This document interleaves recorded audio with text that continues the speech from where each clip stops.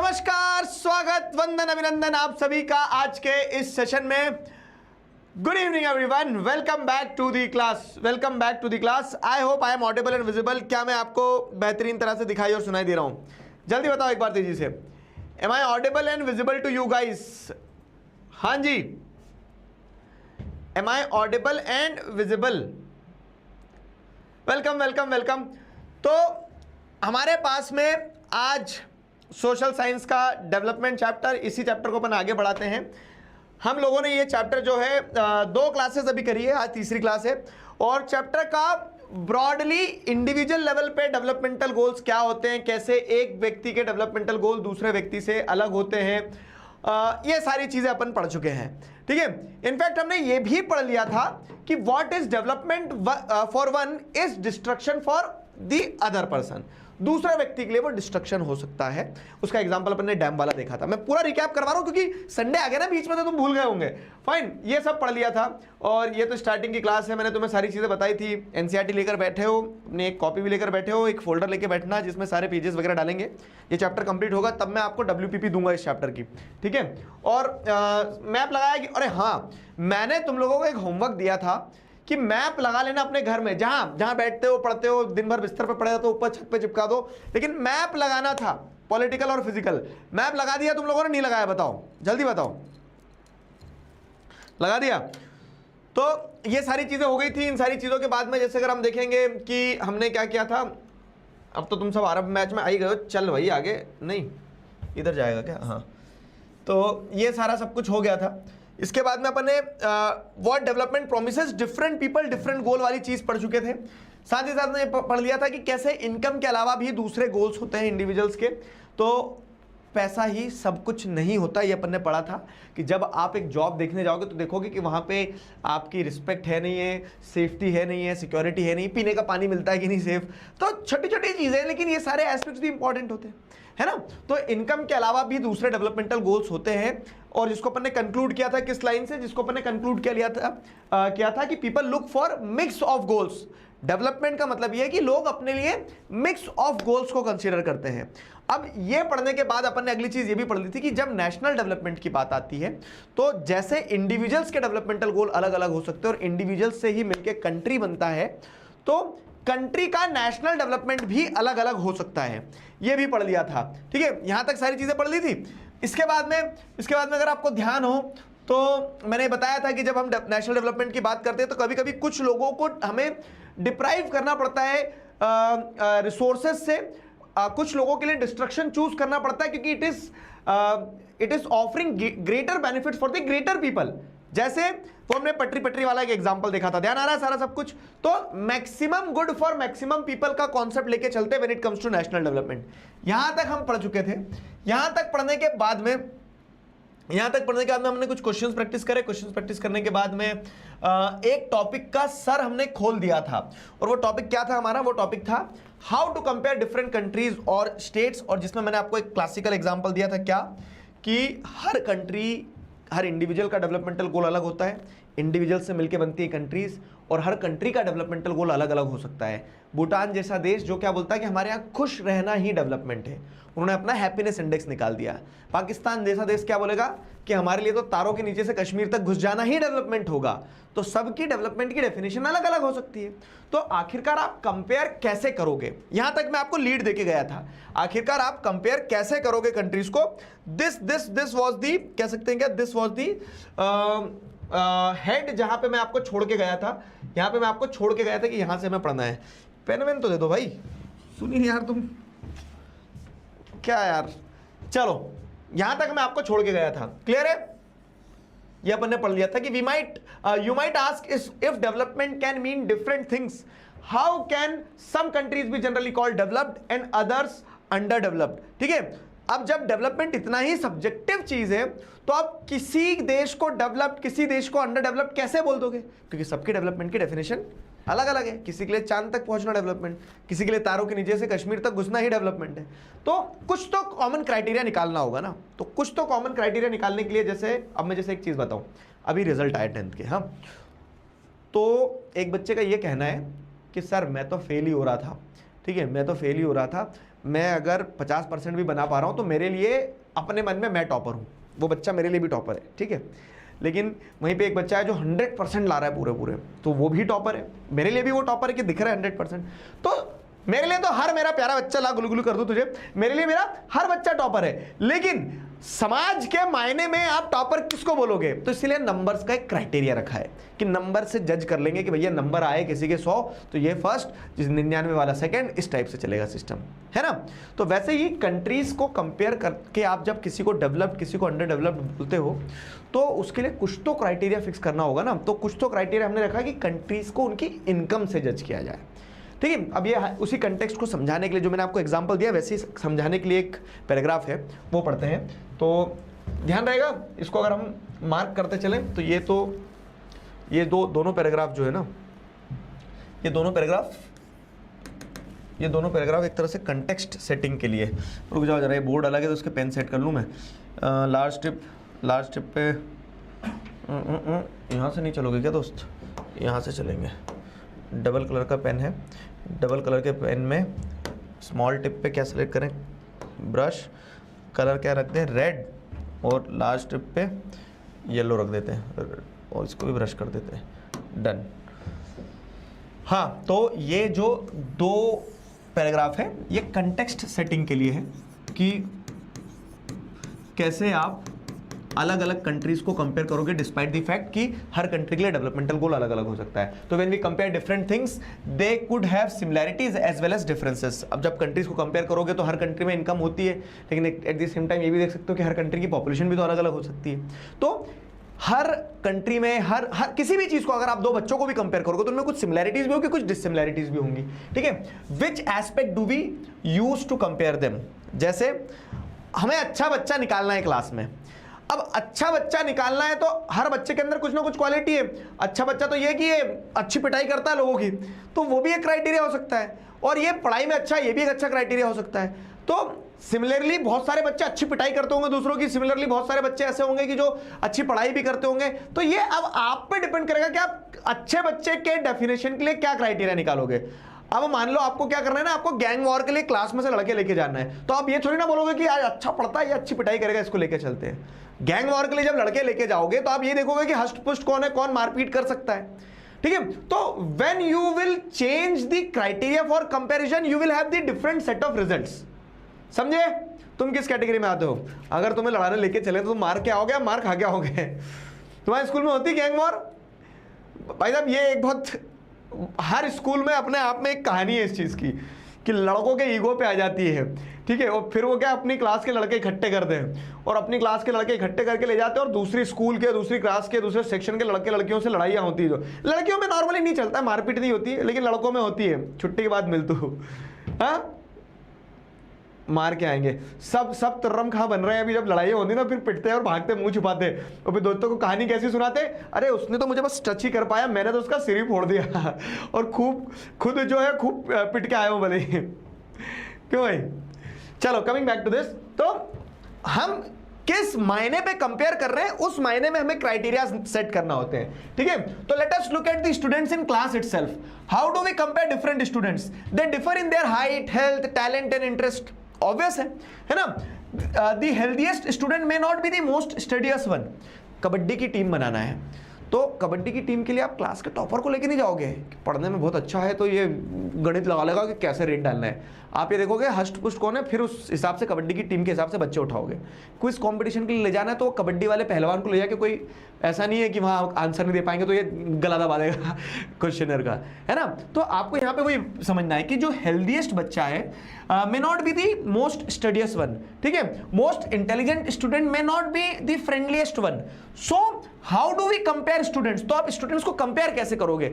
ऐसा है ना, एवरी स्टूडेंट इज यूनिक, ये एक बड़ी प्यारी सी लाइन चलती है, एवरी स्टूडेंट इज यूनिक। नहीं भाई, सबको एक कह सकते ना एक रेस है और उस एक रेस में उस पैटर्न के हिसाब से दौड़ना पड़ता है। सब क्यों हो तुम आरंभ बैच में, क्यों पढ़ रहे हो 10th का सिलेबस? क्योंकि सबको एंड गोल क्या करना है, बोर्ड एग्जाम देना है। तरीके अलग अलग हो सकते हैं लेकिन सबको उस रिजल्ट पे जज किया जाएगा। देखो मैं तो तुम्हारा दोस्त हूँ, टीचर सब बात की चीज़ें, मेरे लिए तो तुम्हारी मेहनत मायने रखेगी, लेकिन ये भी एक कटु सत्य है कि वो समाज तुम्हें उस नंबर से देखेगा। मैं एक बहुत मन की बात बता रहा हूँ, किसी से शेयर मत करना।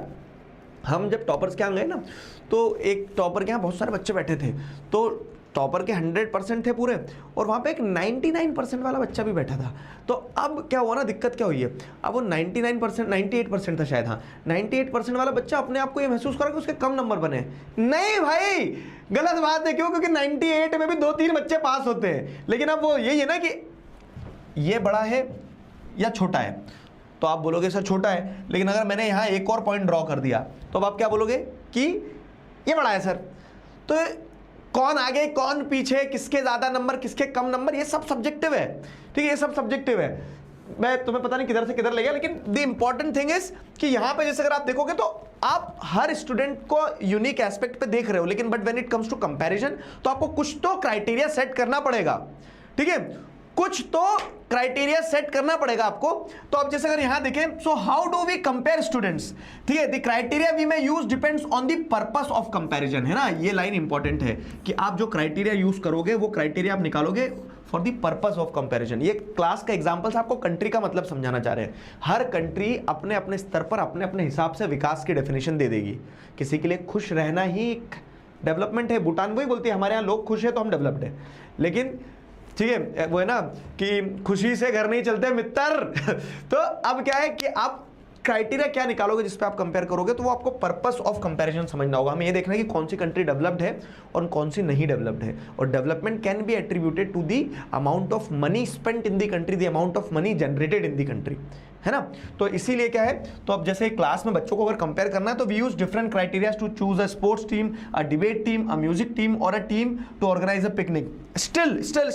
Still, if for some purpose we have to choose the criteria for all round progress of children in the class, how shall we do it? तो हमें जैसे मान लो क्या ना, हेड बॉय, एक अच्छा एग्जांपल दे रहा हूँ आपको, क्विज की टीम बनाना है आप अलग क्राइटेरिया इस्तेमाल करोगे, आपको कबड्डी की टीम बनाना है आप अलग क्राइटेरिया इस्तेमाल करोगे, लेकिन आपको स्कूल का हेड बॉय तय करना है तो आप सिर्फ पढ़ाई का एस्पेक्ट नहीं देखोगे, आप सिर्फ स्पोर्ट्स का एस्पेक्ट नहीं देखोगे, आप अब एक कुछ तो कॉमन क्राइटेरिया निकालोगे और फिर वहाँ पे कोई student of the year type का कॉम्पिटिशन करवा के हेड बॉय तय कर लिया, या फिर कोई इलेक्शन करवा लिया, या फिर कुछ तो पैरामीटर निकालते रहे कॉमन जो ऑलराउंड प्रोग्रेस को देख ले। तो वैसे ही कंट्रीज को कंपेयर करने के लिए पहले डायलेमा समझाया, कंटेक्स्ट सेटिंग करिए, बताया कि देयर इज अ प्रॉब्लम, ठीक है, कि there is a problem, one common criteria से आप सबको कंपेयर नहीं कर सकते हो, ठीक है। तो आप क्या देख रहे हो कि there is a problem, one common criteria can not work for all. एक कॉमन क्राइटेरिया सबके लिए काम नहीं कर सकता है, और इसीलिए लेकिन बट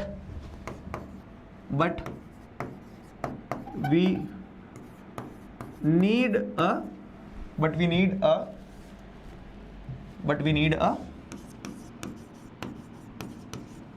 कॉमन एट्रीब्यूट, या फिर कह सकते हो ना कि जैसे still if for some purpose we have to choose the criteria for all round progress, ठीक है, बट वी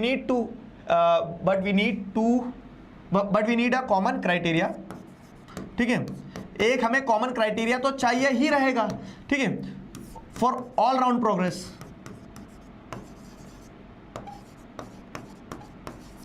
ठीक है, फॉर ऑल राउंड कंपैरिजन।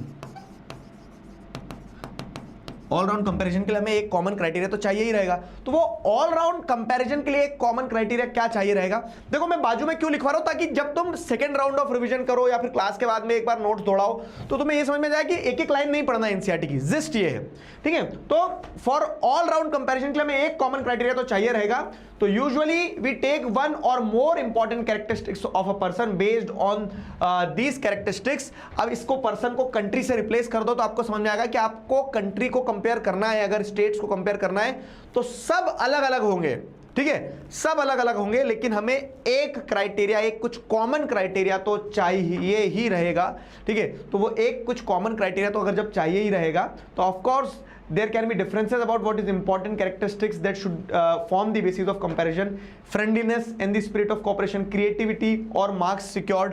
तो उस पर डिबेट हो सकती है कि फ्रेंडलीनेस कितना इंपॉर्टेंट होगा या फिर मार्क्स सिक्योर्ड कितने इंपॉर्टेंट होंगे, लेकिन आप एक कुछ कॉमन क्राइटेरिया तो बनाओगे, बनाएंगे, ठीक है। अब इसको यहाँ पे आप चैप्टर के कंटेक्स्ट में अगर आप देखोगे, ठीक है, तो यहां पे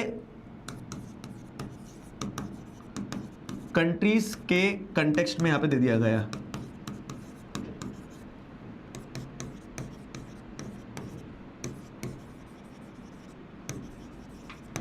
कंट्रीज के कंटेक्स्ट में यहां से शुरू हो गया। अब कि जैसे हमने देखा कि जब एक क्लास में आपने कोई टीम बनाना है तो उसके लिए अलग अलग क्राइटेरिया होगा, आप एक कॉमन क्राइटेरिया नहीं निकाल सकते हो, but for all round progress, all round comparison एक कॉमन क्राइटेरिया तो निकालना ही होगा। तो this is true for development too. For comparing countries their income is considered to be one of the most important attribute. Countries को अलग अलग मायने पे आप कंपेयर कर सकते हो, लेकिन कंट्रीज को कंपेयर करने के लिए उनकी इनकम जो है वो एक कॉमन एट्रीब्यूट रह सकता है। जैसे बच्चों को भी आप अलग अलग तरीके से कंपेयर कर सकते हो, लेकिन जब आपको एक बच्चा बेस्ट बच्चा निकालना है तो उस एक बच्चे बेस्ट बच्चों को आप बोल सकते हो हेड बॉय के इलेक्शंस में आप देख लोगे कि हेड बॉय सब मायने में या फिर हेड गर्ल जो है सब मायने में जो है परिपक्व है। ठीक है, समझ में आया? यहां तक कंटेक्स्ट सेटिंग जो हुई वो समझ में आया कि how to compare different countries और स्टेट्स। तो it is very difficult to compare countries और स्टेट्स ऑन वन एट्रीब्यूट या फिर वन क्राइटेरिया पे कंपेयर करना इज वेरी डिफिकल्ट, क्योंकि when you are changing the purpose of comparison the criteria will change, the result will change. But to a large extent आपको कुछ तो एक common criteria, common पूंछ तो पकड़ना पड़ेगी ना। तो वो कॉमन पूंछ क्या है? वो कॉमन पूंछ है आपकी इनकम। ठीक है, अब समझ में आया नहीं आया? यस और नो इन दी चैट, तेजी से बताओ। क्लियर हुआ? हाँ जी, यस और नो? यस, एक बार और रिपीट कर दूं, शॉर्ट में रिपीट कर देता हूं। देखो सिंपल है कि how to compare different countries and states. सब कंट्री और सब स्टेट अलग अलग है और सबका जब डेवलपमेंट की डेफिनेशन अलग अलग है, तो आप किसी को डेवलप किसी को डेवलपिंग कैसे बोल दोगे? क्यों? क्योंकि कोई भी एक कॉमन क्राइटेरिया सबके लिए सूट नहीं हो सकता है, क्योंकि सबके लिए डेफिनेशन की क्या बोलते हैं मीनिंग जो है वो अलग अलग है। लेकिन टू अ लार्ज एक्सटेंट आप अगर एक कॉमन क्राइटेरिया निकालोगे तो एक कॉमन क्राइटेरिया क्या निकल के आ जाएगा आपका? एक टू अ लार्ज एक्सटेंट अगर कॉमन क्राइटेरिया निकालोगे तो कंट्रीज को कंपेयर करने के लिए इनकम वो एक कॉमन क्राइटेरिया हो सकता है। ठीक है, ठीक है, चलो यस है सारे, आगे बढ़ जाए। कोई डाउट, कोई परेशानी? ना जी, एक बार फिर से बता दिया। चलो अब मैं तुम लोगों की चैट बंद करो, नहीं तो तुम आपस में बात करते रहते हो।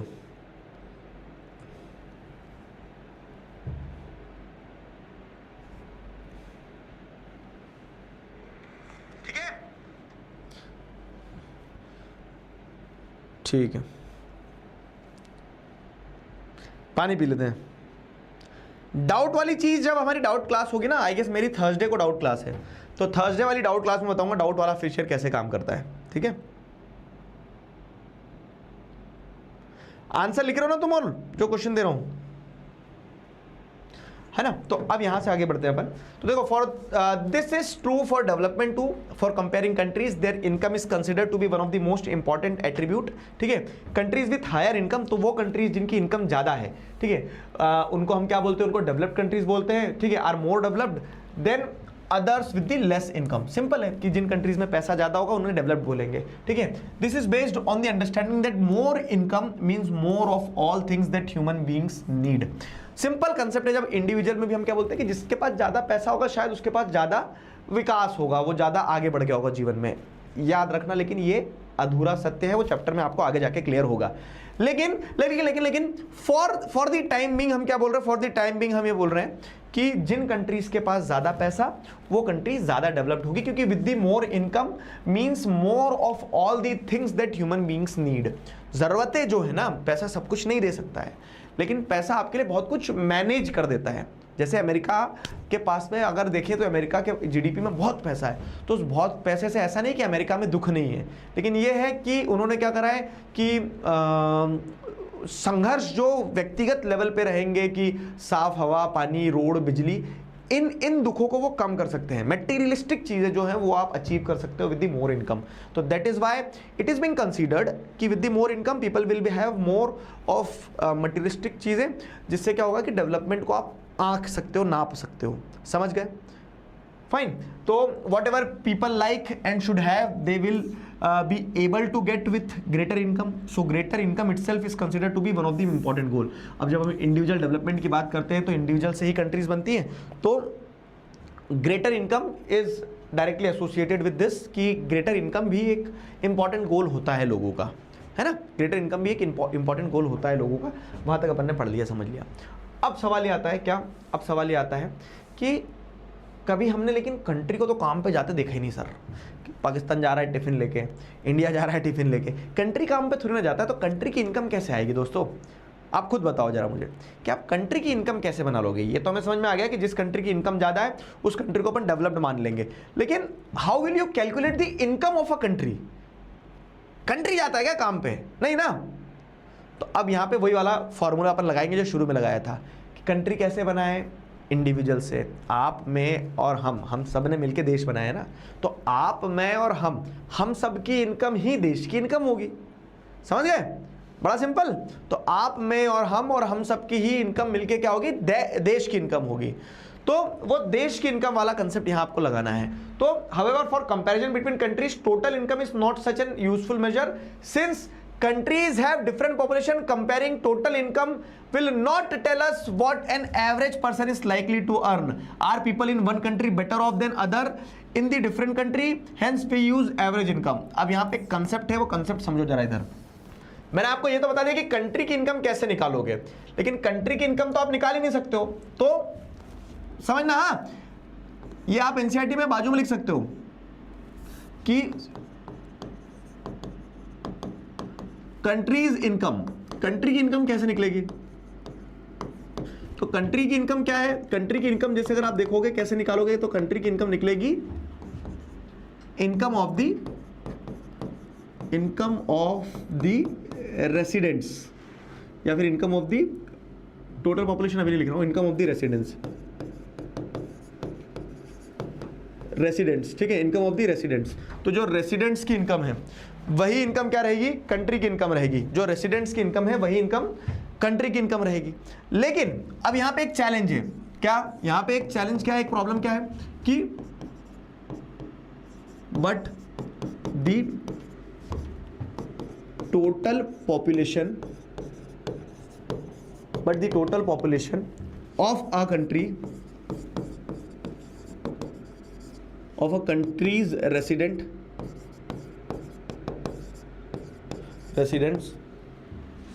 vary from one country to another। Simple है। हमने ये कह दिया कि कंट्री की इनकम क्या है, कंट्री की इनकम ये है कि उसके टोटल रेसिडेंट्स की इनकम जो होगी, लेकिन वो जो टोटल इनकम है ना, टोटल पॉपुलेशन हर कंट्री की अलग अलग होती है। इसको एक एग्जांपल लें, अगर अपन इसको एक एग्जांपल लें अपन, ठीक है, किधर गया मेरा पेन, हाँ, इसको अगर एक एग्जांपल लें तो एग्जांपल कुछ ऐसा बैठेगा, देखो कि मान लो इंडिया है, तो इंडिया में अगर क्या है, मान लो इंडिया में अगर मान लो एग्जांपल ले रहे हैं अपन कि इंडिया में अगर 1 लाख लोग रह रहे हैं, ठीक है, और ये तो आपने इंडिया का एग्जांपल लिया, और ये दूसरा एग्जांपल आपने ले लिया क्या, स्विट्जरलैंड का। स्विट्जरलैंड में मान लो कि 1000 ही लोग रह रहे हैं, तो जीडीपी के टर्म्स में, टोटल इनकम के टर्म्स में, total income of Indian population is the total income of India.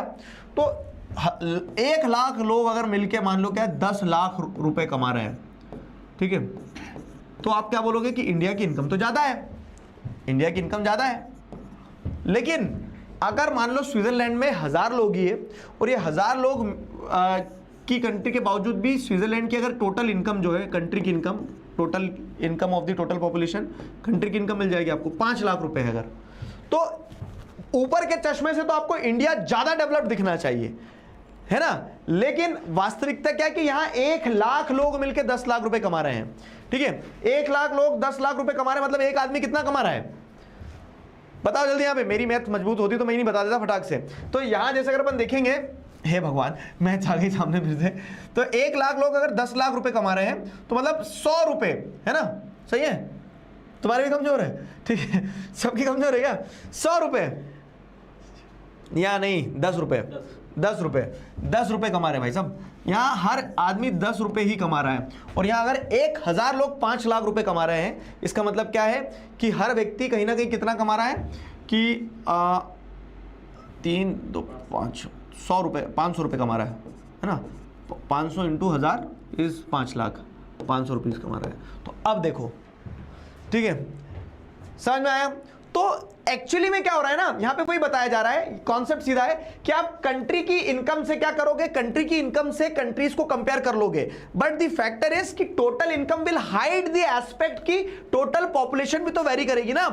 तो यहां पे ऑन एन एवरेज एक व्यक्ति 10 रुपया ही कमा रहा है, यहां पे ऑन एन एवरेज एक व्यक्ति 500 रुपया कमा रहा है। तो यहां पे स्टैंडर्ड ऑफ लाइफ, कंट्री की टोटल इनकम भले ही ज्यादा हो, लेकिन standard of life individual level की जो कैपेसिटी है वो यहां पे कमजोर रहेगी। यहां पे भले ही नंबर 1 पे ना हो कंट्री की इनकम, लेकिन एवरेज लेवल पे व्यक्ति की इनकम बहुत अच्छी रहेगी, पैसा कमाएंगे वो। समझ गए? समझे नहीं समझे? क्लियर हुआ? क्लियर है? क्लियर है?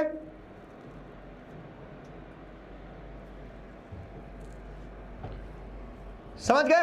नोट्स जब एक बार पूरा चैप्टर कंप्लीट हो जाएगा तो मैं आपको शॉर्ट क्रिस्प नोट्स दे दूंगा, लेकिन अभी क्योंकि हम आरंभ बैच का हिस्से है बाबू, तो हमें एक एक चीज डिटेल में पढ़ना है। ठीक है, हमें एक एक चीज अभी डिटेल में पढ़ना है।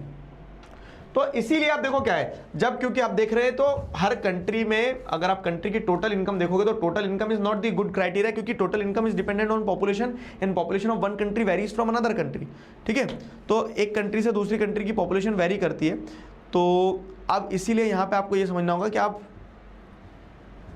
क्या क्राइटेरिया निकालोगे। इसीलिए आप जैसे यहां देखेंगे तो यहां क्या क्राइटेरिया निकालोगे, इसलिए आप एवरेज इनकम का क्राइटेरिया निकालोगे। एवरेज इनकम क्या है, तो आप कभी भी कंट्रीज को टोटल इनकम से कंपेयर नहीं करोगे, आप एवरेज इनकम से कंट्रीज को कंपेयर करोगे। और वो जो एवरेज इनकम का कंसेप्ट है वो क्या कहता है, average income is the total income of country divided by the total population. ठीक, तो आप देखो सिंपल बताऊं मैं आपको, आप कंट्रीज को इस लेवल पे कंपेयर मत करो। ठीक है, इस लेवल पे कंपेयर मत करो। क्यों? क्योंकि टोटल इनकम के अंदर जो पॉपुलेशन वाला फैक्टर है वो छुपा हुआ है। तो इसीलिए आप क्या करो, कंट्रीज को आप उनकी एवरेज इनकम से कंपेयर करो। ठीक है, ये एवरेज इनकम है, कंट्रीज को आप एवरेज इनकम से कंपेयर करो। और एवरेज इनकम कैसे निकलती है, तो एवरेज इनकम निकलती है आपकी टोटल इनकम। ठीक है, total income divided by total population, total income divided by total population. जब आप टोटल इनकम को डिवाइड कर दोगे, टोटल इनकम को डिवाइड कर दोगे टोटल पॉपुलेशन से, ठीक है, तो आपको ये पता लगेगा कि ऑन एन एवरेज हर व्यक्ति कितना कमा रहा है। अब हम देखें कि इंडिया डेवलप्ड है या स्विट्जरलैंड डेवलप्ड है, तो आपको दिखेगा कि यार स्विट्जरलैंड डेवलप्ड है, क्योंकि वहां पे एवरेज लेवल पे हर व्यक्ति अच्छा कमा रहा है। इंडिया में टोटल इनकम भले ही बहुत बड़ी दिख रही हो, लेकिन जब उसको उस पॉपुलेशन से, मतलब सिंपल चीज़ है कि एक केक दिया है आपको, एक केक बड़ा वाला है लेकिन उसको खाने के लिए 100 लोग हैं, और एक केक दिया है आपको छोटा वाला केक है लेकिन उसको खाने के लिए 2 ही लोग हैं, तो स्वाभाविक है कि छोटे वाले केक में ज़्यादा हिस्सा मिलेगा, क्योंकि वहाँ 2 ही लोग हैं, है ना, वहाँ 2 ही लोग हैं। तो वैसे ही आप देखोगे कि एक कंट्री जिसकी टोटल इनकम बहुत ज़्यादा है, लेकिन आप सिर्फ टोटल इनकम से कंपेयर करोगे तो आप पॉपुलेशन वाला फैक्टर छुप जाएगा। तो इसीलिए आप क्या करते हो, एवरेज इनकम से कंपेयर करते हो, where total income is divided by the total population, जिससे आपको पर कैपिटा इनकम मिलती है। इसी को पर कैपिटा इनकम कहा जाता है, कि हर व्यक्ति आमतौर पर कितना कमा रहा है, on an average her individual कितना कमा रहा है। ठीक है, तो इससे आप क्या कहोगे, एवरेज इनकम कहोगे, और एवरेज इनकम से कंट्रीज कंपेयर होती है। समझ में आया यहां तक? बताओ जल्दी। ठीक है, तो hence we compare the average income which is the total income of the country divided by the total population, और इस एवरेज इनकम को हम क्या कहते हैं, पर कैपिटा इनकम मिलती है, जिससे हमें एक्चुअल रियलिटी पता चलती है कि एक्चुअली कौन व्यक्ति कितना कमा रहा है। समझ गए? यस और नो? जिनकी गणित कमजोर है उन्हें भी समझ में आना चाहिए, क्योंकि बहुत बेसिक चीज है ना।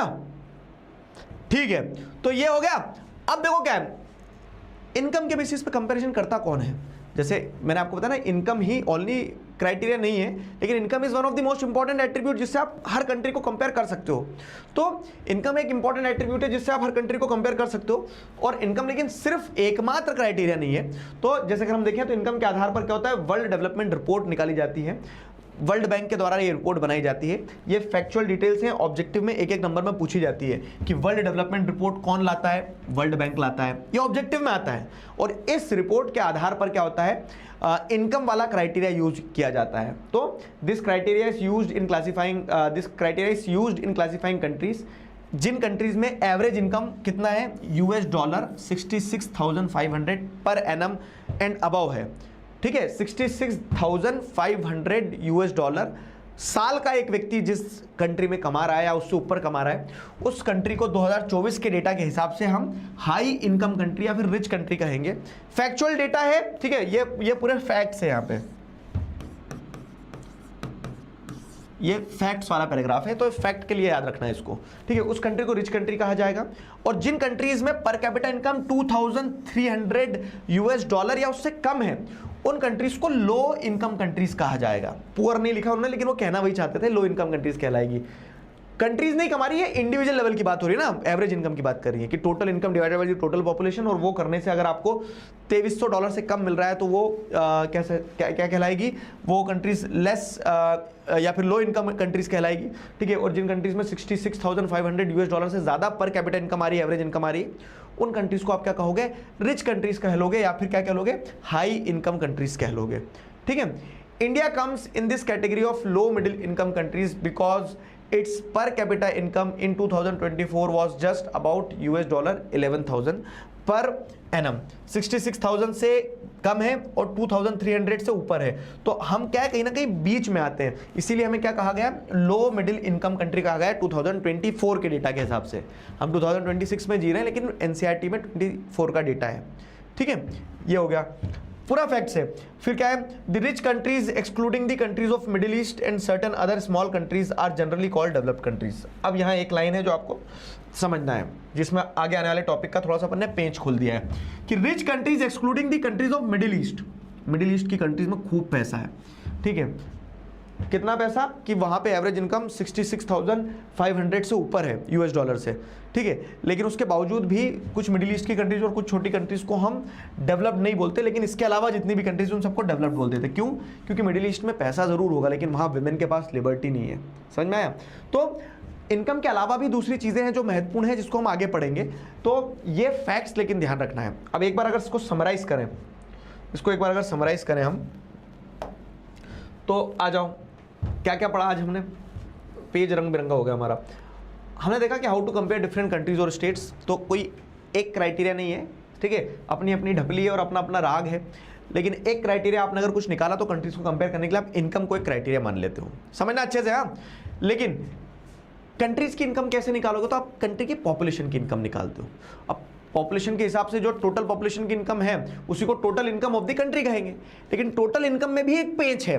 क्या है कि टोटल इनकम में वो किसी कंट्री की पॉपुलेशन ज़्यादा है तो वहाँ ज़्यादा इनकम दिखेगी ही दिखेगी सर। हमारी कंट्री मतलब वही है ना, हम तो खाने वाले ही 2 लोग हैं तो सर हम तो कम ही ऑर्डर करेंगे, ये तो खाने वाले 50 लोग हैं तो बहुत सारा ऑर्डर करेंगे, तो इनका तो बिल ज़्यादा आना ही है। वैसा वाला सीन है। तो इसीलिए हमने क्या बोला, चलो चलो चलो रुक जाओ। तो अपन क्या करते हैं, अपन ये कर देते हैं कि पर हेड कितना पैसा लग रहा है उस हिसाब से बजट बनाएंगे। तो वैसे ही कि यहां कंट्रीज को कंपेयर करने के लिए आप टोटल इनकम का क्राइटेरिया नहीं यूज करते हो, आप एवरेज इनकम का क्राइटेरिया यूज करते हो, जिससे आपको यह पता चलता है कि पर पर्सन क्या इनकम हुई है। ठीक है, एवरेज इनकम मतलब कि पर पर्सन क्या इनकम हुई है। अब एक और चैलेंज आ गया यहाँ पे, क्या कि आपने एवरेज इनकम निकाल तो ली है, लेकिन एवरेज इनकम, अच्छा एवरेज इनकम निकाल ली है और क्या criteria, world development report world bank निकालता है, उसके हिसाब से $66,500 से ऊपर वाले रिच कंट्रीज हो गए, 2,300 से नीचे वाले पुअर कंट्रीज हो गए, या फिर कह सकते हो लो इनकम कंट्रीज हो गए। ये सब कुछ हो गया। अब एवरेज इनकम का है ना अपने आप में क्या है ना, एक प्रॉब्लम है। एवरेज इनकम का अपने आप में एक प्रॉब्लम है। ये मजेदार कहानी मैं आपको बताता हूँ कि जो एवरेज इनकम है ना, तो एवरेज इनकम से आप कंट्रीज को जब कंपेयर करोगे तो आपको एवरेज पता चलेगा, रियलिटी नहीं पता चलेगी। फाइन, एवरेज पता चलेगा, रियलिटी नहीं पता चलेगी। कहानी सुनना चाहोगे? एक कहानी सुनाऊं? बताओ, यहां तक समझ में आया? बताइए।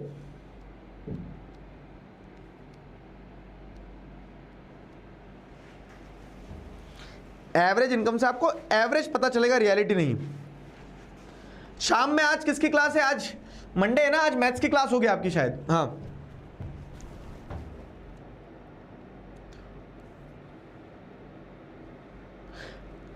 How can we define different people different developmental goal? बाबू ये फर्स्ट क्लास में हमने डिस्कस किया था कि कैसे हर इंडिविजुअल का अलग अलग अंडरस्टैंडिंग होता है, अलग अलग नोशन फॉर डेवलपमेंट होता है।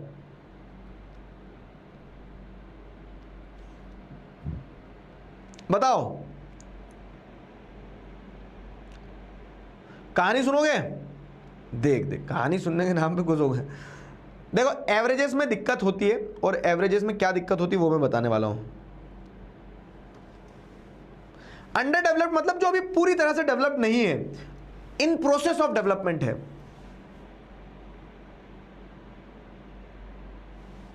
चलो तो कहानी सुनो। देखो क्या होता है ना, एक नदी थी भैया, ठीक, मैथ सज जाती थोड़ा सा तो बस डर लगने लगता है।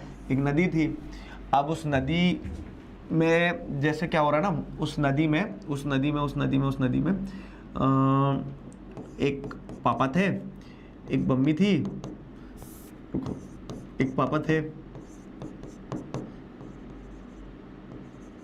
एक मम्मी थी, एक बड़ू भैया थे और एक छोटू भैया थे। 4 लोगों की फैमिली थी। अब इनको क्या करना था, नदी क्रॉस करके उस तरफ जाना था। नाव वाव कुछ थी नहीं, तो नदी के बीच में से निकल के जाने का इन्होंने तय किया। अब पापा की हाइट थी 6 फीट, मम्मी की हाइट भी थी 6 फीट, बड़ू भैया भी पापा के बराबर आ गए थे, उनकी भी हाइट 6 फीट थी। और जो छोटू भैया थे ना, तो छोटू भैया की हाइट थोड़ी सी कम थी, छोटू भैया की हाइट थी 5 फीट, ठीक है। अब क्या हुआ, अब इन्होंने ये देखा कि अपने को नदी पार करना है। अब उन्होंने सोचा कि नदी पार करना है, तो नदी कैसे पार करेंगे, चैलेंज था ये अपने आप में। तो उन्होंने अपन एक काम करते हैं कि नदी की डेप्थ देखते हैं और अपनी टोटल हाइट देखते हैं।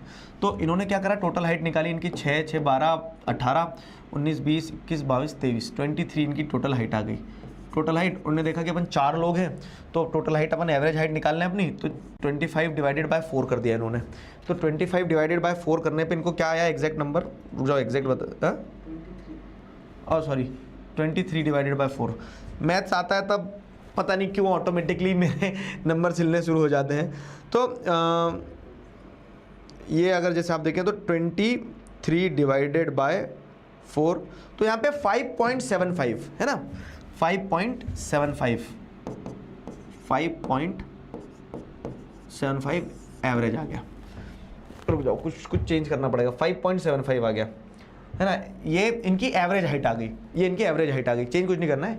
और नदी की इन्होंने डेप्थ नापी, तो नदी की डेप्थ नापने इनको पता चला कि 5.5 फीट की डेप्थ है नदी की, ठीक, समझना, सब कुछ सही है। तो भाई साहब ये फैमिली थी, इनकी ये हाइट थी और इनको नदी पार करके जाना था। तो उन्होंने देखा कि नदी कितनी गहरी है, नदी गहरी है 5.5 फीट, 5.5 फीट मतलब मान लो, ठीक है। और उन्होंने देखा कि अपनी हाइट कितनी है, तो 6, 6, 6 और छोटू भैया की 5 थी, लेकिन उन्होंने छोटू भैया की हाइट को इग्नोर करके एवरेज हाइट निकाल ली कि हर व्यक्ति की एवरेज हाइट कितनी है, 5.75। बस मजे मजे। अब तो उन्होंने बोला कि सब निकल जाएंगे। तो पहले पापा ने बोला, पापा हूं ना मैं, तो पापा पहले निकल गए, पापा इधर पार हो गए। पापा की 6 फीट थी और नदी की हाइट तो 5.5 ही थी, तो पापा निकल गए आराम से, ठीक है। मम्मी भी निकल गई, बड़ू भैया भी निकल गए। छोटू भैया से बोला डरे मत, मैथ्स पे विश्वास रख, मैथ्स मरवा देती है। उन्होंने डरे मत, मैथ्स पे विश्वास रख। और उन्होंने क्या बोला कि तू भी आजा, एवरेज हाइट तो 5.75 निकली और नदी की डेप्थ तो 5.5 ही है। तो छोटू भैया भी मैथ्स के चक्कर में फंस गए, एवरेज के चक्कर में, और नदी में गए। एक्चुअली में छोटू भैया की हाइट 5 फीट ही थी, और जैसे ही छोटू भैया अंदर गए ना, और नदी में डूब गए। Rest in peace. जस्टिस चाहिए हमें, मैथ्स ने मरवा दिया छोटू भैया को। इसीलिए तो सोशल पढ़ा रहा हूं दोस्तों मैं, समझे। अब कहानी से तुम्हें क्या समझ में आया, कहानी से तुम्हें यह समझ में आना चाहिए कि क्या मैथ्स ने मरवा दिया, नहीं, कहानी से तुम्हें यह समझ में आना चाहिए कि एवरेजेस जो होते हैं ना, averages are good for comparison, समझे।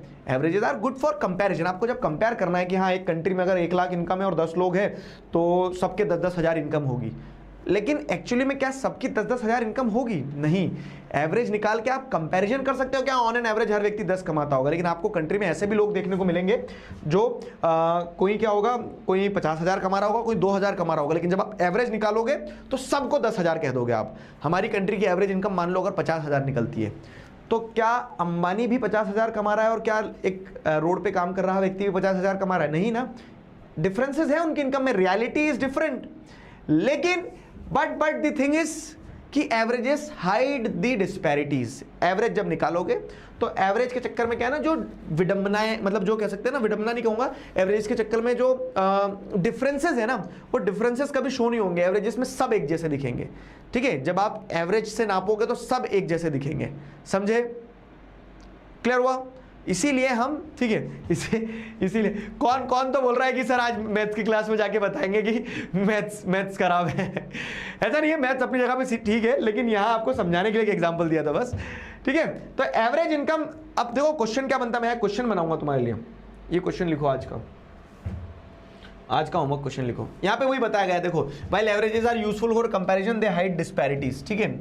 एवरेजेस यूजफुल फॉर कंपैरिजन, लेकिन डिस्पैरिटी हाइड करते हैं। फॉर एग्जांपल कि यहाँ पे जैसे कंट्री ए में इनकम क्या है, किसी की 9,500, किसी की 10,500, किसी की 9,800, किसी की 10,000, किसी की 10,200। टोटल इनकम अगर हम करेंगे तो 9,500, 10,500, 20 और ये 29,800, 29,800 और ये मिलाएंगे तो 40 और 10 50, तो 50 डिवाइडेड बाय 5। यहाँ पे एवरेज इनकम आपको मिल गई 10K। यहाँ तो ठीक है, 10,000 एवरेज इनकम बोल रहे हैं और सब 10,000 के आसपास कमा रहे हैं, तो यहाँ तो दिस इज लुकिंग गुड, ठीक है, कि यहाँ तो एवरेज इनकम सही लग रही है कि सब 10,000 के आसपास ही कमा रहे हैं। एवरेज इनकम यहाँ आपका 10,000 ही निकल के आया।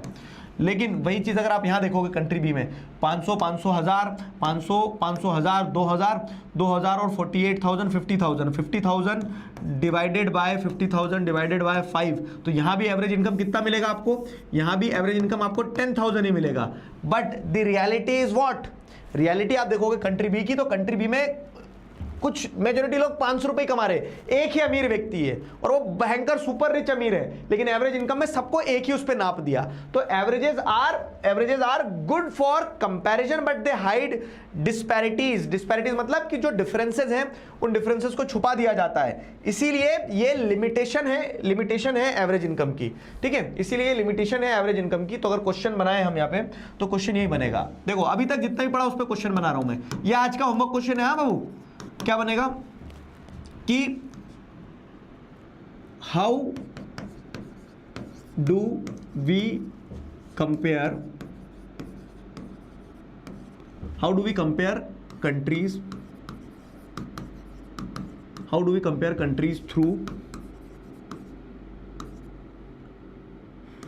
Through income,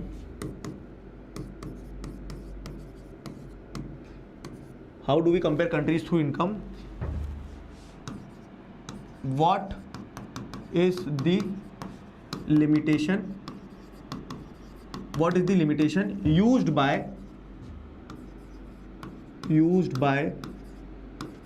World Bank?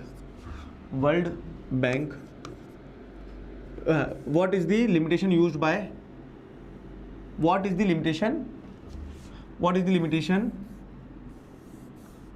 limitation in the criteria used by World bank? तुम कहां से आ गए और एक और, what is the limitation in criteria used by World Bank? 5 number है ना। हाँ, तो how do we compare countries through income, explain, and what is the limitation in criteria used by World Bank. तो हम कंट्रीज को कैसे use करते हैं, कंट्रीज को हम कैसे कंपेयर करते हैं थ्रू इनकम? तो आप total income of the country निकालते हो, लेकिन उसमें एक दिक्कत है कि पॉपुलेशन वेरी करती है, इसलिए आप एवरेज इनकम का इस्तेमाल करते हो। What is average income? Total income divided by the total population, ठीक है, उससे आपको पर कैपिटा इनकम मिल जाएगी। बट ये जो वर्ल्ड बैंक के द्वारा क्राइटेरिया यूज किया जाता है पर कैपिटा इनकम या फिर एवरेज इनकम के द्वारा कंट्रीज को कंपेयर करने का, उसमें लिमिटेशन ये है कि averages are good for comparison, लेकिन वो आपको एक्चुअल रियलिटी नहीं बताएंगे। समझ गए? Averages are good for comparison but they hide the disparity. Fine, they hide the disparity. समझ में आया? फा कर दो एक बार जल्दी से अगर समझ में आ गया तो। क्लियर है? तो अभी तक जो पूरा टॉपिक पढ़ा उसको आप ऐसे एक पार्ट में समराइज कर सकते हो। अब आते अपन ये इंपॉर्टेंट है या नहीं है उस बात पे। तो देखो बाबू, ठीक है, दवा के क्वेश्चंस आए हैं इस टॉपिक से। ये पूरा टॉपिक अपने आप में डेवलपमेंट चैप्टर के लिए बहुत इंपॉर्टेंट हो जाता है। फॉर एग्जाम्पल ये देखो, Shrimati Deepti is resident of x country, her country is developed country, which of the following would be the characteristic of his country, her country. ठीक है, तो अब जैसे देखेंगे तो ये कब का क्वेश्चन है, 2026 का, मतलब इस साल का क्वेश्चन है, इस साल का क्वेश्चन है। मैंने सही पेज तो किया ना? हाँ, तो इस साल का क्वेश्चन है और क्वेश्चन ऐसे आते हैं। श्रीमती दीप्ति के बारे में आपने कहीं नहीं पढ़ा पूरे चैप्टर में। इस तरह से कंटेक्स्ट सेट होगा और कंटेक्स्ट सेट करके क्वेश्चन पूछ लेंगे कि अगर आप डेवलप्ड कंट्री के रेसिडेंट हो तो आपकी कंट्री में कौन कौन से कैरेक्टरिस्टिक्स देखे जाएंगे। तो अभी तक आपने सिर्फ इनकम ही पढ़ा है, तो आप पर कैपिटा इनकम लगा सकते हो। हाई इन्फेंट मोर्टिलिटी रेट नहीं, ये लो होना चाहिए। लो लिटरेसी रेट नहीं, पढ़े लिखे होना चाहिए। नो अटेंडेंस रेशियो नहीं, लेकिन हाँ पर कैपिटा इनकम होना चाहिए। तो इसका बी राइट आंसर होगा। समझ में आया? एक क्वेश्चन मैंने करके दिया है, अब एक तुम करोगे। आ जाओ। Per capita income is a criteria of development of which of the following. ठीक है, अभी मैंने बताया ना फैक्ट पे क्वेश्चन आते हैं। ये देख लो 2025 का क्वेश्चन है। सारे क्वेश्चन जो इस टॉपिक से आए हैं, पूछे गए हैं, वो मैं बता रहा हूं आपको। एक पोल दे रहा हूं, पोल में आंसर दे रहा, चैट में आंसर नहीं देना, चीटिंग ना करो। चैट बंद, प्राइवेट ऑन, पोल आएगा आपके पास में। ठीक है, तो पर कैपिटा इनकम के आधार पर जब कंट्रीज को कंपेयर किया जाता है तो वो किस ऑर्गेनाइजेशन के द्वारा ये क्राइटेरिया यूज किया जाता है। ठीक है, और ये रहा आपके सामने क्वेश्चन। पोल आया, पोल देखो एक बार, पोल वाले सेक्शन में जाओ, वहां टिप करो तो आपको पोल दिखेगा। पर कैपिटा इनकम किस कंट्री के द्वारा ये क्राइटेरिया यूज किया जाता है। फाइन, देखो यूनाइटेड नेशन डेवलपमेंट प्रोग्राम के बारे में हम आगे पढ़ेंगे, अभी चैप्टर में पढ़ा ही नहीं आपने।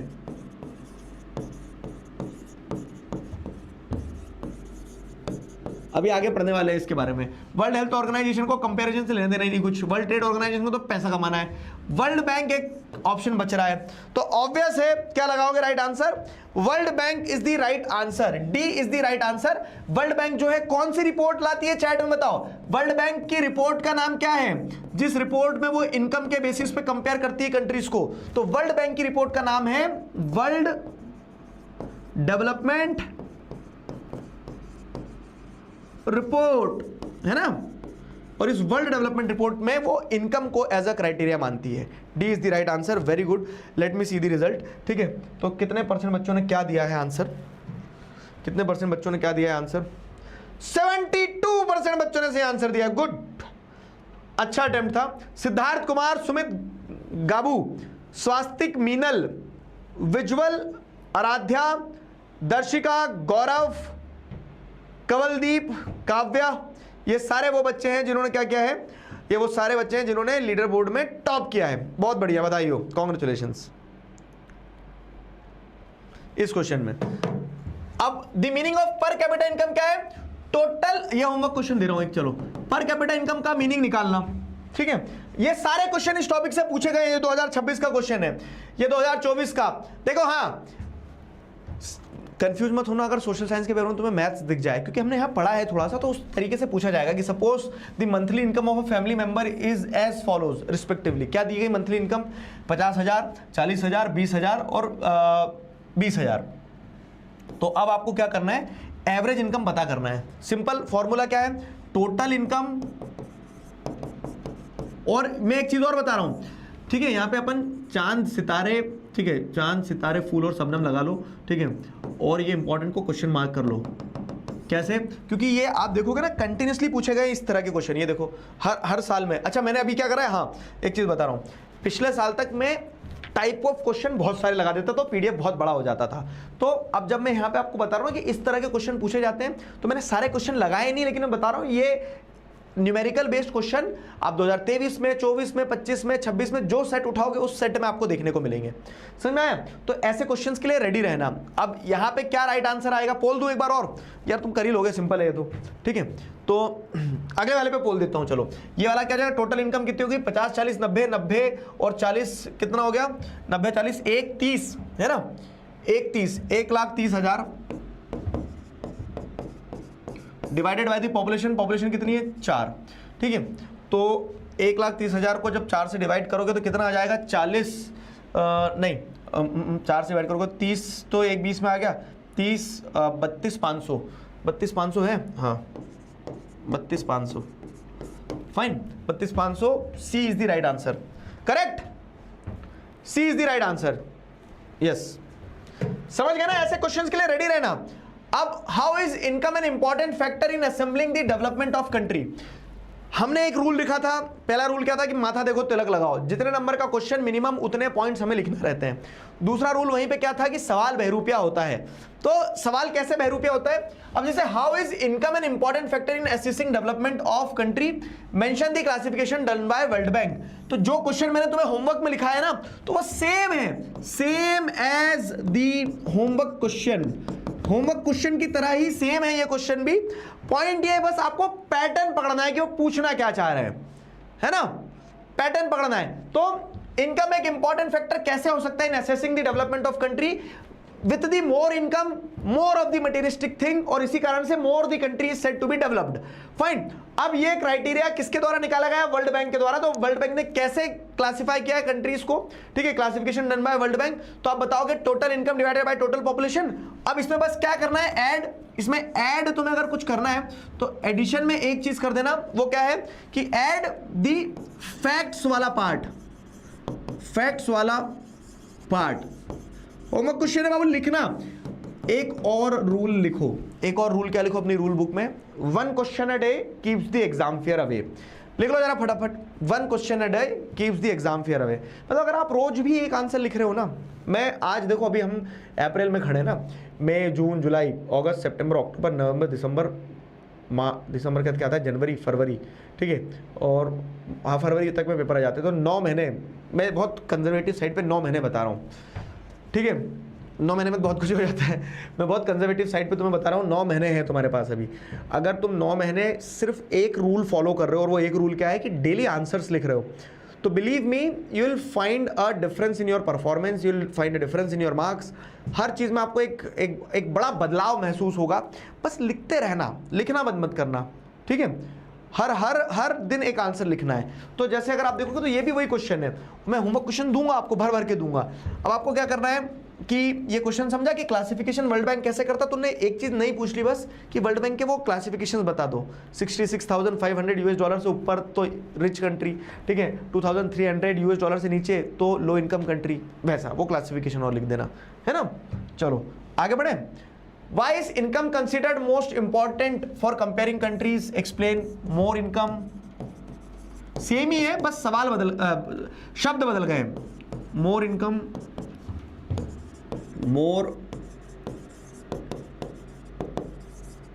more materialistic things, ठीक है, बेटर पोजीशन में होंगे लोग, तो वैसा वो वाला सिचुएशन रहेगा। इसमें मैं एक चीज ऐड करूंगा, नंबर्स और लिखवा दूंगा। जैसे फॉर एग्जांपल ये वाला क्वेश्चन 3 नंबर में आ सकता है, ये वाला क्वेश्चन 2 नंबर में आया होगा, है ना? वो average income is useful for comparison but it may hide disparity, support the statement with suitable argument. इसको 5 नंबर में लिखो, एक अच्छे आर्ग्यूमेंट के साथ लिखना। 2019 का क्वेश्चन है, ठीक है? तो आप क्या है, छोटे भैया वाली कहानी मत लिख के आ जाना। अब इसमें क्या करना कि पहले कंटेक्स्ट सेट करना।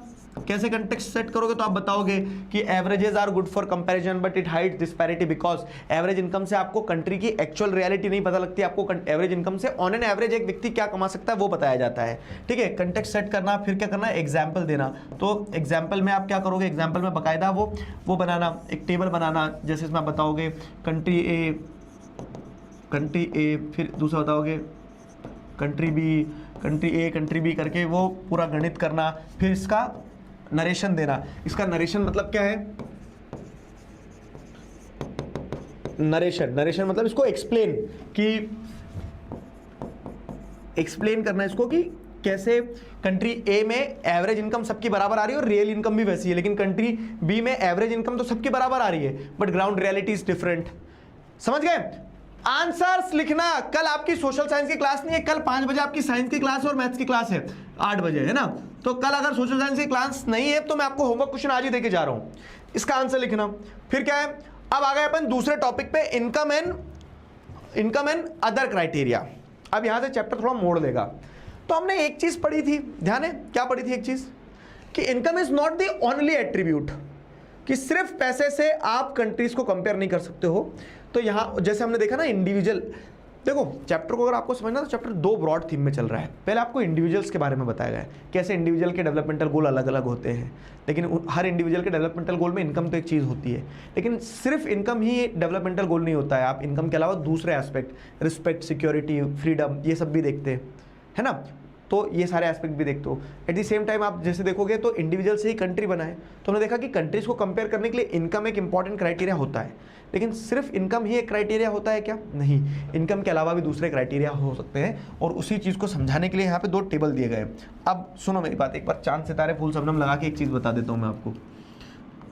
चांद सितारे फूल और शबनम, ये क्या है? ये मतलब इंपॉर्टेंस को दर्शाता है, ठीक है, कि 1 मार्क्स क्वेश्चन फ्रॉम टेबल। ये जो टेबल है एक चैप्टर में, फाइन। इसके बाद में आगे देखोगे, ये जो टेबल है चैप्टर में 2, ये जो टेबल है चैप्टर में 3, ठीक है। तो एक चीज तय है, क्या है एक चीज तय? कि टेबल से, ये जो टेबल्स बने हुए हैं, इन टेबल से एक क्वेश्चन 1 नंबर का पक्का आएगा। मैं 9-10 महीने पहले बता रहा हूं तुम्हें, हाँ 9-10 महीने पहले बता रहा हूं कि टेबल्स वाला जो सेगमेंट है, इस सेगमेंट से जो बोल सकते ना कि ऑब्जेक्टिव टाइप में एक क्वेश्चन आना पक्का है, तय है। समझ गए ना? समझे? हाँ, आता ही आता है। तो हमें क्या करना है? हमें बस यही ध्यान रखना है कि इनकम, मतलब ये जो टॉपिक है, तो इस टॉपिक में जैसे टेबल्स बताएगा तो टेबल्स का नरेशन समझ में आना चाहिए। और मैं आज अगेन, जैसा पिछली क्लास में मैंने आपको सिर्फ एक हेड खोल के दिया था, तो वैसे ही एक हेड ओपन करके दे रहा हूं कि ये टॉपिक है क्या। तो आप सिर्फ इनकम इनकम इनकम करते रहोगे तो आपको समझ में आएगा कि सिर्फ पैसा कमा लेने से कोई भी कंट्री या कोई भी स्टेट डेवलप नहीं हो जाएगा। और यहाँ पे स्टेट्स के कंपैरिजन बताए गए हैं, ठीक है, यहाँ पे स्टेट्स के कंपैरिजन बताए गए हैं। कैसे स्टेट्स के कंपैरिजन बताए गए हैं? तो समझो बाबू, यहाँ पे स्टेट्स के कंपैरिजन बताए गए हैं। जैसे अगर आप देखोगे तो ये स्टेट्स हैं, केरला, हरियाणा और बिहार। तो हरियाणा में पर कैपिटा इनकम 3,25,000 रुपये है एवरेज, ऑन एन एवरेज इतना कमा रहा हर व्यक्ति साल में। केरला में एवरेज इनकम है 2,81,000। बिहार जैसे राज्य में हर व्यक्ति ऑन एन एवरेज जो कमा रहा है वो 60,000 रुपये ही कमा रहा है साल का, ठीक है। तो ये एवरेज इनकम तो आपको पता चल गई कि यहाँ पे ये एवरेज इनकम है। लेकिन अब अगर यही आप देखोगे क्या कि हरियाणा में भले ही पैसा ज़्यादा कमा रहा हो, ऑन एन एवरेज हर व्यक्ति हरियाणा में पैसा ज़्यादा कमा रहा है। हरियाणा में देखो क्या है, पैसा ज़्यादा कमा रहा है, हमने देखा था 3 लाख रुपए कुछ था। लेकिन हरियाणा में इन्फेंट मोर्टिलिटी रेट हर 1000 में से 28 बच्चे की मृत्यु हो जाती है। पैसे का क्या करोगे? अचार डालोगे जब बच्चों की मृत्यु हो रही तो। लेकिन केरला हरियाणा से भले ही पैसा कम कमा रहा हो, लेकिन केरला में इन्फेंट मोर्टिलिटी रेट सिर्फ 6 है, सिर्फ 6 ही बच्चों की मृत्यु होती है। मतलब ऐसा नहीं कि 6 ही मरे बस, नंबर ये भी कंसर्निंग है। लेकिन आप देखोगे तो डिस्पाइट द फैक्ट कि यहाँ व्यक्ति पैसा कम कमा रहा है, लेकिन यहाँ पे क्या है, हेल्थ स्टेटस बढ़िया है। तो इनकम ही सिर्फ एकमात्र क्राइटेरिया नहीं है, इनकम के अलावा आप हेल्थ को भी इंपॉर्टेंट क्राइटेरिया मानते हो, ठीक है। वैसे आप देखोगे लिटरेसी रेट की अगर बात की जाए तो हरियाणा में लिटरेसी रेट 82% ही है, पैसा ज़्यादा है लेकिन सर, पर केरला में पैसा कम होने के बावजूद भी क्या लिटरेसी रेट 94% है। तो यहाँ हेल्थ अच्छी है डिस्पाइट द फैक्ट कि पैसा कम है, यहाँ एजुकेशन अच्छी है डिस्पाइट द फैक्ट कि पैसा कम है, ठीक है। नेट अटेंडेंस रेशियो, ये भी एजुकेशन को दर्शाता है, नेट अटेंडेंस रेशियो कि 14 से 15 की एज ग्रुप, 15 से 17 की एज ग्रुप में out of the total students, मैं कल जब डिटेल में हम पढ़ेंगे तो कल सारी चीज़ें समझाऊंगा, ठीक है। लेकिन अभी के लिए सिर्फ कंटेक्स्ट ले लो। कंटेक्स्ट क्या है? कंटेक्स्ट ये है कि नेट अटेंडेंस रेशियो की अगर बात की जाए तो 100% बच्चे जो 15 से 17 साल की एज ग्रुप में हैं, उसमें से कितने परसेंट बच्चे स्कूल जा रहे हैं? तो केरला में 94%। मान लो अगर केरला में 100 बच्चे हो, मान लो 15 से 17 की एज ग्रुप के, तो 100 में से 94 स्कूल जाते हैं। लेकिन हरियाणा में 100 में से मात्र 73 ही स्कूल जाते हैं। क्या कीजिएगा इतने पैसे का हरियाणा? समझ में आया? तो वो वाली दिक्कत यहाँ पे आपको क्लियरली हाईलाइट हो रही है कि सिर्फ पैसा ही एकमात्र एट्रीब्यूट नहीं है ओवरऑल डेवलपमेंट का, ओवरऑल खुशी का। उसके अलावा हेल्थ, एजुकेशन, ये सारे फैक्टर्स भी इंपॉर्टेंट होते हैं। और यही हम क्या करेंगे, कल की क्लास में अपन पढ़ेंगे। समझ गए? यही हम कल की क्लास में पढ़ेंगे। 1 नंबर का क्वेश्चन पक्का आता है और एग्जाम में इससे। चलो, आप कोई डाउट, समस्या, पीड़ा, परेशानी हो तो बताओ। समझ में आया आज का टॉपिक? आज का मतलब मेन हमने इनकम के बेसिस पे कंपैरिजन वाला एस्पेक्ट देखा है। How do compare countries on the basis of income. तो इनकम के बेसिस पे हम कैसे कंट्रीज को कंपेयर करते हैं वो वाला एस्पेक्ट अपन ने देख लिया। पानी नहीं पीने दिया हाथ तुमने मुझे। मैंने कल क्या बताया था पिछली क्लास में, मतलब कि गर्मियों में हाइड्रेटेड रहना है, पानी पीते रहा करो, मुझे भी याद दिलाया करो, तुम भी पिया करो। बताओ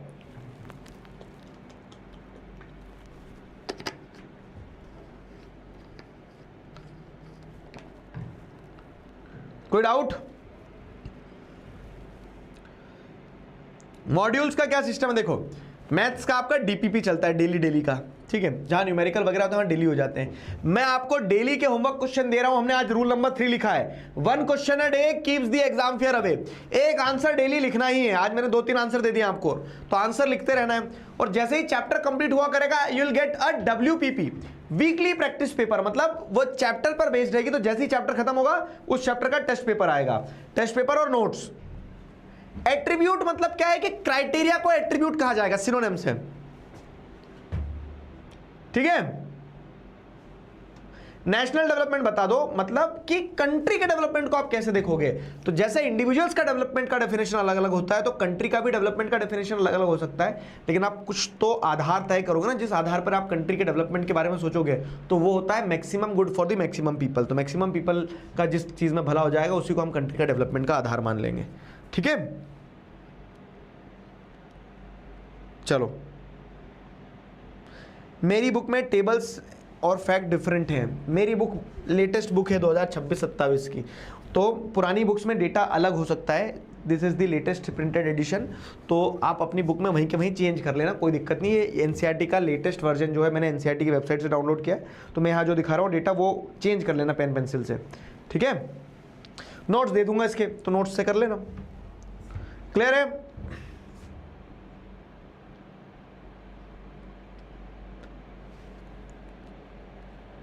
समझ गए? बुक में डिफरेंस सिर्फ इसीलिए आ रहा है आपके पास पुराने एडिशन होंगे बुक के।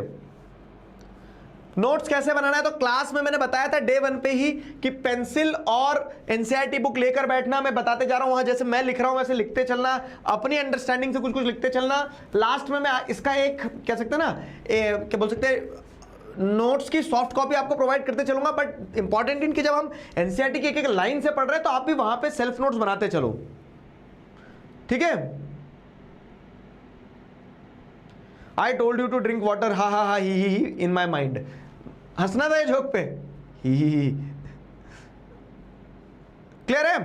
Average income is the total income of the country divided by the total population. तो आपको यह पता चलेगा कि ऑन एन एवरेज कितना कमा रहा है एक व्यक्ति। कंटेक्स्ट सेटिंग का मतलब यह है कि वो पहले आपको बताना चाह रहे हैं कि हम how do we compare different countries, तो कंपैरिजन मतलब वो माहौल बना रहे हैं कुल मिला के। हिंदी में अगर समझाओ तो वहां लिख लो कंटेक्स्ट सेटिंग के बारे में माहौल बनाया है चैप्टर के टॉपिक के बारे में। एवरेज इनकम के अलावा कोई क्राइटेरिया है कंट्रीज को कंपेयर करने का, तो यस, वही तो अपन पढ़ेंगे कि इनकम के अलावा भी दूसरे क्राइटेरिया है। जैसे आप देखोगे तो ह्यूमन डेवलपमेंट रिपोर्ट के बारे में पढ़ेंगे, वो आगे आएगा, ठीक है। तो इनकम के अलावा भी, क्योंकि income is not the only criteria, ठीक है, income is not the only criteria. तो इनकम के अलावा भी दूसरे एट्रीब्यूट है जिसको अपन पढ़ेंगे, ठीक है। चलो रैप अप कर दें क्या अब?